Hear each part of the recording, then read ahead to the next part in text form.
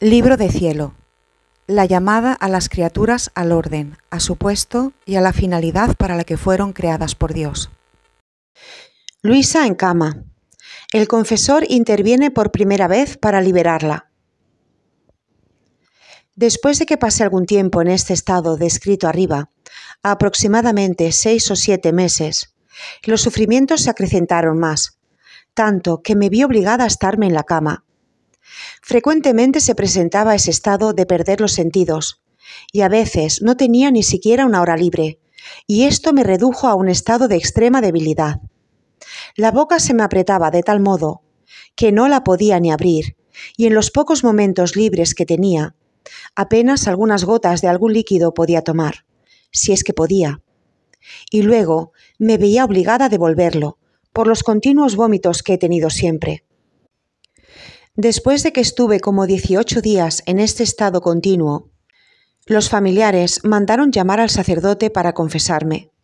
Cuando vino el confesor, me encontró en ese estado de letargo.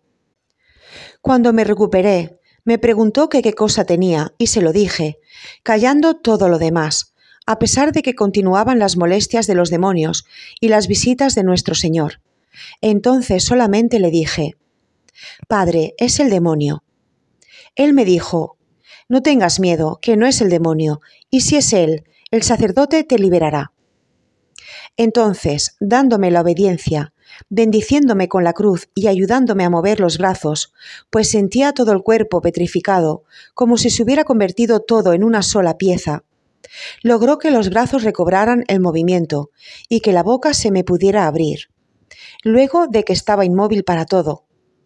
Esto lo atribuía a la santidad de mi confesor, pues en verdad era un santo sacerdote, y lo consideré casi un milagro, tanto que decía entre mí misma: «Mira, estabas a punto de morir», porque en realidad me sentía muy mal, y si hubiera durado en ese estado, yo creo que habría dejado la vida. Y si bien recuerdo que estaba resignada, cuando me vi liberada sentí un cierto pesar, porque no había muerto. Después de que el confesor se fue y yo quedé libre, volví al mismo estado de antes. Sucedió que a veces pasaron semanas, a veces 15 días y hasta meses, en que raramente en el día era sorprendida por ese estado, pero por mí misma lograba liberarme. Después fui sorprendida con más frecuencia, como dije más arriba. Entonces los familiares mandaban llamar al confesor, pues habían visto que la primera vez había quedado liberada por él, cuando todos creían que no me habría de recuperar más de aquel estado y en cambio hasta pude ir a la iglesia. Debido a esto llamaban al confesor y entonces quedaba libre. Nunca me pasó por la mente que para tal estado se necesitara el sacerdote para liberarme, ni que mi mal fuera una cosa extraordinaria. Es cierto que cuando perdía los sentidos veía a Jesucristo, pero esto lo atribuía a la bondad de nuestro Señor y decía para mí misma: «Mira qué bueno es el Señor hacia ti, que en este estado de sufrimientos viene a darte la fuerza. De lo contrario, ¿cómo podrías sostenerlo? ¿Quién te daría la fuerza?».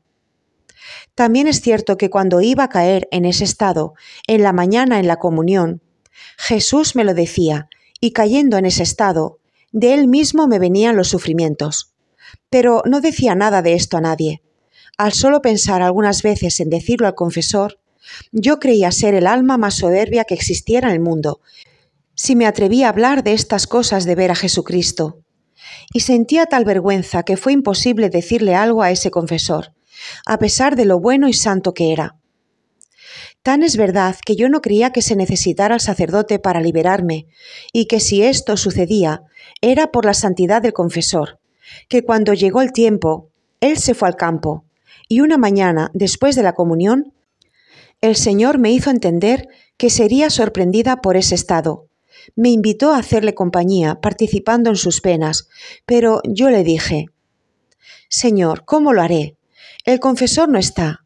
¿Quién me liberará ahora? ¿Acaso quieres hacerme morir?». Y el Señor me dijo solamente: «Tu confianza debe estar solo en mí. Estate resignada, pues la resignación hace al alma luminosa. hace estar en su lugar a las pasiones, de modo que yo, atraído por esos rayos de luz, voy al alma y la uniformo toda a mí, y la hago vivir de mi misma vida. Yo me resigné a su santa voluntad, ofrecí esa comunión como la última de mi vida y le di el último adiós a Jesús en el sacramento. Y si bien estaba resignada, mi naturaleza lo sentía tanto que todo ese día no hice más que llorar y pedir al Señor que me diera la fuerza. En verdad me resultó demasiado amargo todo ese hecho, y sin pensar ni saber, me encontré con una nueva y pesada cruz, que creo que ha sido la más pesada que he tenido en mi vida.